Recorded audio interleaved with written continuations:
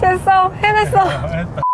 네, 안녕하세요. 정쌤입니다. 오늘은 기아의 K8 하이브리드 만나러 갑니다. 이 K8은 2.5 가솔린과 3.5 가솔린, 3.5 LPI 그리고 하이브리드까지 총 4가지 라인업이 구축이 됐는데요. 디젤을 버리고 친환경차에 맞춰 파워트레인을 다변화한 전략이죠. 오늘은 이 하이브리드 모델을 통해서 오랜만에 퇴근길 시승기 전해드릴게요. 네, 이 차는 1.6 터보 하이브리드 모델이고요. 트림은 시그니처입니다. 색깔이 조금 튀죠. 딥 포레스트 그린 색깔인데요. 그랜저도 그린 색깔이 있었죠. 포레스트 블랙으로 검은색의 방점이 찍혀 있었어요. 그래서 자연광에서 보지 않으면 검은색인지 그린인지 좀 모를 정도였는데 이번 K8은 그린이 완전히 드러나 있습니다. 브리티시 그린이라고 해서 조금 더 고급스럽고 특별한 색상을 적용했다고 해요. 그 외에는 이 차에는 지금 파노라마 썬루프와 18인치 휠 그리고 메리디안 스피커와 전자제어 서스펜션 등의 옵션이 들어가 있고요. 가격은 4,900만 원 정도라고 생각하시면 될 것 같아요. 네, 외관은 거의 동일합니다. 저희가 지난 영상에서 살펴봤던 3.5 가솔린과 차이가 별로 없는 것 같아요. 굳이 외관에서 차별화를 두지 않겠다 이런 전략에서 비롯된 건데요. 그래도 차이를 찾자면 한 3가지 정도가 있습니다. 지금 이 차에는 18인치 휠이 들어가긴 했는데 하이브리드 전용 17인치 휠이 있고요.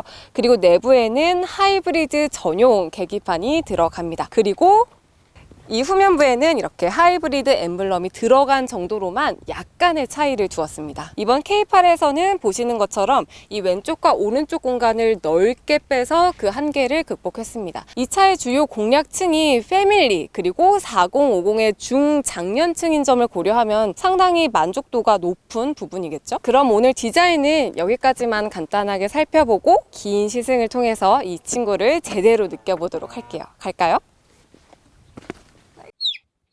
네, 저는 이제 주행을 시작했습니다. 확실히 계기판이 일반 다른 모델들과 조금 다르죠. 왼쪽에는 속도가 나타나고요. 오른쪽에는 에너지 흐름도를 보여주는 방식인데 에너지 흐름은 차지와 에코, 파워 이렇게 3단계로 나뉘어서 표시가 됩니다. 엑셀을 강하게 밟거나 속도를 좀 빨리 끌어올리면 파워로 넘어가고요. 엑셀에서 발을 떼거나 브레이크를 밟으면 회생 제동이 들어가서 여기 차지로 넘어가는 방식입니다. 시야는 좋습니다. 지금 대시보드가 20mm 정도 낮아졌거든요. 그래서 전방이 좀 탁 트인 훌륭한 시야를 갖추고 있고요. 제 앞에는 12.3인치 계기판과 12.3인치 디스플레이가 길게 연결이 되어 있는데 그랜저의 경우에는 이 위에 덮개가 조금 두텁게 있어요. 그래서 약간 시야가 조금 방해되긴 하는데 이 K8은 그 덮개가 없어서 조금 더 훌륭한 시야를 갖추고 있는 것 같습니다. 그리고 이 디스플레이도 운전자를 바라보는 방향으로 좀 휘어져 있어서 내비를 보는데 상당히 편리하고요. 제 앞유리에는 헤드업 디스플레이가 3D 방식으로 제공이 돼요. 복잡하진 않고 직관적으로 정보를 제공하는 방식입니다. 스티어링 휠이 참 화려하죠. 군데군데 장식도 많고 홈이 파져 있는데 그립감은 좋습니다. 이 차가 준대형 세단이다 보니까 이 휠 크기 자체도 커요. 그리고 왠지는 모르겠는데 좀 3.5 가솔린 때보다 약간 묵직한 무게감이 느껴지긴 합니다. 그리고 주행을 하다 보니 이 조작 장치들의 실용성이 꽤 괜찮다는 생각이 드는데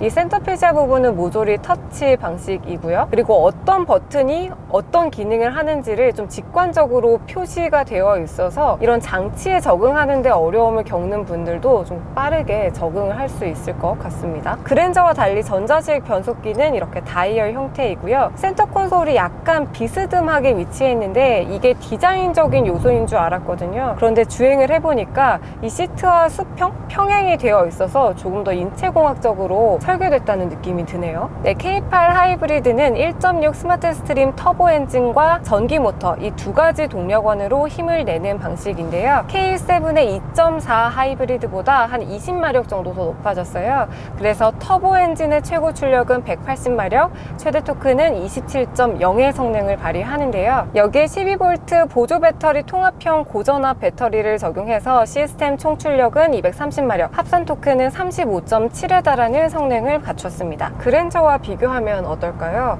2.4L급 엔진이 들어가는 그랜저 하이브리드는 최고 출력이 159마력, 최대 토크가 한 21 정도 돼요. 배기량 자체는 그랜저가 더 크지만 이 동력 성능에선 K8이 우위를 점한다고 볼 수 있습니다. 연비에서도 K8이 앞서요. 이 K8 하이브리드는 공인 복합 연비 기준 한 K8 정도의 효율성을 발휘하는데요. 이전의 K7 하이브리드보다도 한 10% 이상 개선됐습니다. 지금 저희가 도심과 좀 이런 한산한 도로를 달렸는데 20.4로 오히려 실제 연비가 더 잘 나옵니다. 이 K8 하이브리드에서 가장 궁금한 건 힘이 부족하지 않을지 여부였어요. 다운사이징 엔진이 들어갔거든요. 그러니까 엔진의 크기가 조금 작아졌습니다. 이전 K7에는 2400cc급 엔진이 들어갔는데요. 이번 K8로 넘어오면서 1600cc까지 작아졌어요. 아무래도 뭐 배출가스 문제나 환경적인 흐름을 쫓아간 결과인데요. 그 결과로 발생할 수 있는 성능의 감소를 터보차저로 보완했습니다. 터보차저는 차에서 나오는 배기가스의 힘으로 휠을 돌려서 엔진룸에 인위적으로 공기를 밀어넣고 이 출력, 자동차의 힘을 높이는 장치인데요. 경렬형 하이브리드로 내연기관 엔진과 전기 모터가 나란히 놓여서 수시로 동력을 보태는 방식입니다. 이 차의 주행 모드는 여기 센터 콘솔에서 변환을 할 수 있습니다. 이 버튼을 누르면 에코와 스포츠 이렇게 두 가지가 뜨는데요. 보통은 컴포트라고 해서 차의 기본적인 주행 모드가 있었는데 이 K8 하이브리드에서는 에코가 컴포트 기본 모드라고 보시면 될 것 같아요. 그리고 드라이브 모드를 좀 길게 누르면 스마트까지 해서 총 3개로 바꿀 수 있습니다. 먼저 에코부터 한번 해볼까요? 에코는 연료 효율성을 최대치로 끌어올려서 우리가 원하는 그 에코 드라이빙을 즐길 수 있는데요. 주행 중에 전기 모터가 개입되는 구간에서 이렇게 EV라는 장치에 불이 들어오고요. 조금 더 속도를 높여서 엔진 개입이 들어오는데 엔진 개입으로 바뀐다고 해서 막 크게 이질감이 느껴지거나 그렇진 않습니다. 꽤 부드럽게 전환이 이루어지는 것 같아요. 이제 스포츠 모드로도 한번 해볼까요? 이렇게 시트가 제 좌우의 어깨를 꽉 잡아주는 느낌이 듭니다. 훨씬 더 안정적으로 느껴지게 하고요. 이 스포츠 모드에서는 조금 더 강하게 주행하기 때문에 엔진의 사용이 적극적으로 이루어져요. 그래서 우리가 기존 내연기관 차에서 느꼈던 그 주행 질감이랑 가까워진다고 보시면 될 것 같아요. 확실히 힘의 사용도 조금 더 여유롭고요. 엔진음도 조금 더 묵직해지긴 하는데 드라마틱한 변화는 아닙니다. 종합적으로 보면 움직임이 무게감이 있습니다. 여유롭고요. 그리고 안정감 있게 느껴지는데요. 두터운 주행 질감을 좋아하시는 분들이라면 좋아하실 그런 승차감입니다. 노면이 좀 고르지 않은 곳이나 이렇게 커브를 돌 때도 차체가 여유롭게 차를 꽉 잡아주는 느낌이 들고요. 또 과속 방지턱을 넘어갈 때는 차가 위아래로 흔들릴 수밖에 없는데 그럴 때도 좀 차가 잘 버텨주는 느낌이 들어요. 아무래도 기아에서는 지금 K9과 K8 이렇게 플래그십 세단이 있는데 그 기아 모델로서의 자존심을 잘 지켜내는 주행 질감을 갖췄습니다. 그러면서도 현대차 그룹 내 동급의 하이브리드 모델과 비교하면 약간의 역동성도 느껴집니다. 기존의 하이브리드 모델들이 연비에 초점이 맞춰진 반면 이 K8은 조금 더 주행 성능에 많이 초점을 맞췄다고 해요. 그래서 이렇게 고속으로 주행할 때도 둔탁하지 않고 꽤 날렵한 그런 성능을 보여주고 있습니다. 이 차의 가장 큰 강점은 정숙성인 것 같아요. 차를 시동을 걸 때부터 조용하더니 저속 구간에선 당연히 조용하고요. 약간 고속으로 달릴 때에도 풍절음이나 밑에서 올라오는 소음까지 잘 방어를 해주고 있습니다. 이런 차음재를 사용해서 진동과 소음에 신경을 많이 썼다고 하는데요. 예전에 기아 관계자를 인터뷰했을 때 좀 재미없는 하이브리드를 만들고 싶지 않았다고 했는데 그 말이 뭔지 정확히 알 것 같아요. 이 차에는 영국의 하이엔드 스피커 브랜드 회사죠. 메리디안과 협업해서 개발된 스피커가 무려 14개 들어가 있습니다. 소리 한번 들어볼까요?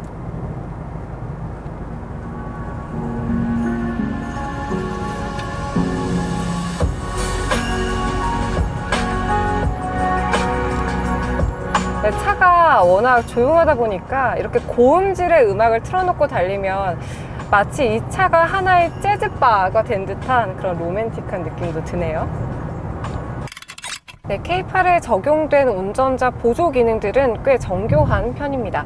지금 이 차에는 고속도로 주행 보조 2와 스마트 크루즈 컨트롤 그리고 전방 충돌 방지 보조 등이 들어가 있는데요. 이 HUD와 연동이 돼서 꽤 많은 정보를 보여줍니다. 이 주위에 있는 차들이 사각형의 도형으로 표현이 되는데 차의 크기에 따라서 도형의 크기가 달라지진 않고요. 모두 같은 크기로 표시가 됩니다. 그래서 차가 뒤에서 오는 것과 넘어오는 것까지 기민하게 잘 표현을 해주고 있는데 그 외에는 차선 보조 기능을 키면 이 스티어링 휠 자체가 굉장히 단단해져요. 꽤 강한 진동으로 이 차를 차선 중앙으로 유지시켜주는 역할을 합니다. 이 K8은 국내 완성차 업계 차 중에 가장 몸집이 크죠. 그랜저보다도 25mm 더 길고요. 오히려 상위급인 G80, 제네시스의 G80보다도 20mm 더 깁니다. 휠 베이스는 그랜저보다 10mm 더 긴데요. 그래서 이렇게 레그룸도 상당히 넉넉하고요. 1열 좌석 밑에 공간도 넉넉하게 마련이 되어 있습니다. 그런데 이 차는 전고가 조금 낮아요. 그 이전 모델인 K7보다 한 15mm 정도 낮아졌는데, 그래서 헤드룸이 아주 넉넉한 편은 아닙니다. 지금 제가 한 170 정도 되는데요. 한 주먹이 한 개가 겨우 들어가는 정도니까 저보다 크신 분들은 약간 답답할 수 있을 것 같아요. 2열의 시트 포지션은 3.5 가솔린과 비교했을 때 조금 높은 편인 것 같은데요. 아무래도 이 밑에 배터리가 들어간 덕분이겠죠? 그래서 이 파노라마 선루프와 앞면, 전면의 개방감도 시원해서 전체적인 이 공간의 쾌적함이 좀 큰 편입니다. 2열의 공조는 일단 열선은 3단계로 조절이 되고요. 그리고 선바이저는 수동으로 마련이 되어 있습니다. 이 도어 부분에는 앰비언트 라이트가 이 스피커 뒷부분에 아주 얇게 들어오는데요. 이런 낮에도 꽤 빛의 선명도가 좋은 편이고요. 그런데 자꾸 깜빡깜빡이는데 이거는 어떤 이유 때문인지는 좀 잘 모르겠어요. 그냥 불규칙하게 들어오는 편인 것 같습니다. 그리고 2.5 가솔린과 3.5 가솔린에서는 통풍을 2열에서도 선택할 수 있는데 이 하이브리드에서는 2열 통풍을 선택할 수 없다는 점은 참고하셔야 할 것 같아요. 그리고 K8의 자랑이죠. 이 1열 헤드레스트 뒷부분에 옷걸이가 뭉툭하게 마련이 되어 있는데요. 이렇게 가방을 걸 수 있어서 좋고요. 주행 중에는 이 가방이 움직이면서 무릎을 조금씩 건드리긴 하는데 그래도 이 정도면 꽤 공간을 잘 활용한 편인 것 같습니다. 1열과 마찬가지로 2열도 조용한 편입니다. 잘 잡아주긴 하는데 그래도 굳이 비교를 해보자면 1열보다는 이 뒷부분에서 들어오는 소음은 조금 있는 편이고요. 1열과 마찬가지로 풍절음이나 이런 하부 소음은 꽤 잘 막아주고 있습니다. 아까 스피커를 잠깐 틀어봤는데 뒷부분에 스피커가 좀 여러 개 자리한 것 같은데 뒤에서 들리는 이 소리가 아주 풍부합니다. 제가 1열에서의 주행 질감을 묵직하다라고 표현을 했는데 2열의 승차감은 부드러운 편입니다. 보통 2열의 승차감이 1열보다 떨어지기 마련이잖아요. 그런데 이 차는 준대형 세단에서 기대되는 그런 2열에서의 안락함을 잘 구현해낸 모습입니다. 좌우의 흔들림도 덜하고요. 울퉁불퉁한 길을 지날 때 이 위아래의 흔들림도 잘 지켜낸 모습이에요. 네, 마지막으로 가격입니다. K8 하이브리드는 노블레스 라이트와 노블레스 시그니처 이렇게 세 가지 트림으로 운영이 되는데요. 노블레스 라이트가 3,600만 원대고요. 노블레스가 3,900만 원, 시그니처가 4,200만 원까지 책정이 되어 있습니다. 여기에 이제 마이너스 옵션을 선택하면 트림별로 한 40만 원 정도 더 빠진 가격에 구매를 할 수 있는데요. 그랜저와 가격을 비교해보면 그랜저 하이브리드가 3,800만 원부터 4,600만 원대까지 책정이 되어 있어서 이 가격적인 면에서는 K8이 우위를 차지하고 있습니다. 네, 오늘은 기아의 K8 마지막 퍼즐인 하이브리드 모델 살펴봤습니다. 워낙 부드럽고 순한 친구여서 저도 운전하는데 부담이 덜 했는데요. 하이브리드를 진지하게 고민하시는 분들께 그랜저 하이브리드와 함께 꽤 괜찮은 선택지가 될 것 같네요. 오늘도 시청해주셔서 감사하고요. 다음에 또 멋진 차와 함께 돌아올게요. 감사합니다.